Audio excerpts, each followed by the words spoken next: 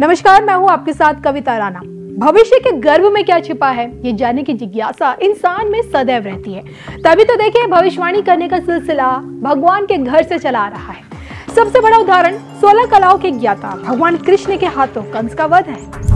धर्म ग्रंथों में इस बात का जिक्र आज भी मिलता है कि देवकी के प्रति अधर्मी कंस का प्रेम इतना गहरा था कि विवाह के बाद उसकी विदाई के समय स्वयं कंस ने अपनी बहन की डोली अपने कंधों पर उठाई। लेकिन डोली ले जाते वक्त जब भविष्यवाणी हुई कि दुष्ट कंस, तेरी बहन की संतान ही तेरी मृत्यु का कारण बनेगी, उसी दिन से कंस ने अपनी बहन को प्रताड़ित करना शुरू कर दिया। लेकिन कहते हैं ना, तकदीर में लिखे हुए को कोई नहीं टाल सकता। भविष्यवाणी अनुसार देवकी की 8वीं संतान भगवान कृष्ण के हाथों कंस का अंत हुआ और इस तरह से भविष्यवाणी करने का सिलसिला अब तक जारी है, जो कि भारत सदैव ऋषि मुनियों और संत महात्माओं की जन्मस्थली और कर्म भूमि दोनों रही है। इस कारण इनके मुख से निकली भविष्यवाणियां हकीकत का रूप लेती रही। इस बार भविष्यवाणी कहीं और से नहीं बल्कि श्रीनाथ जी के धाम से, यानी कि नाथ द्वार से हुई है।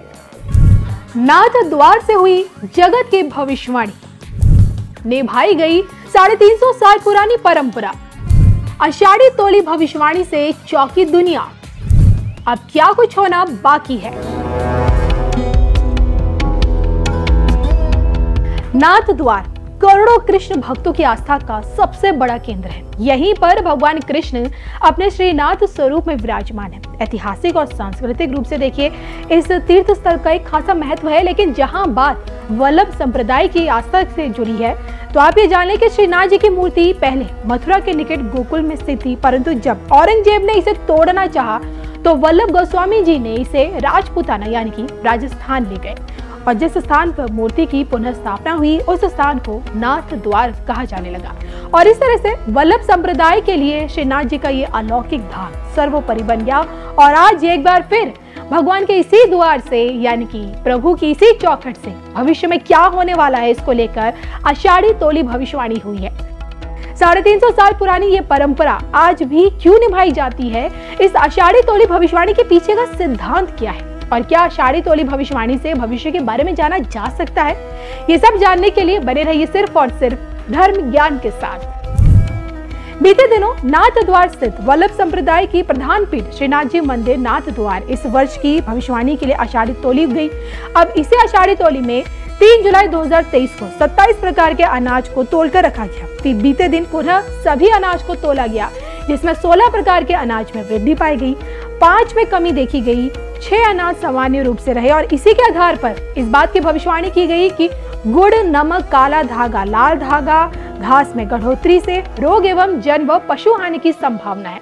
बारिश की बात करें तो आषाढ़ी में 6 आना, श्रावण में 5, भादवा में 3 आना, असोज में 2 बार बारिश होगी। सामुद्रिक आपदा का भी इस बार कहर रहेगा।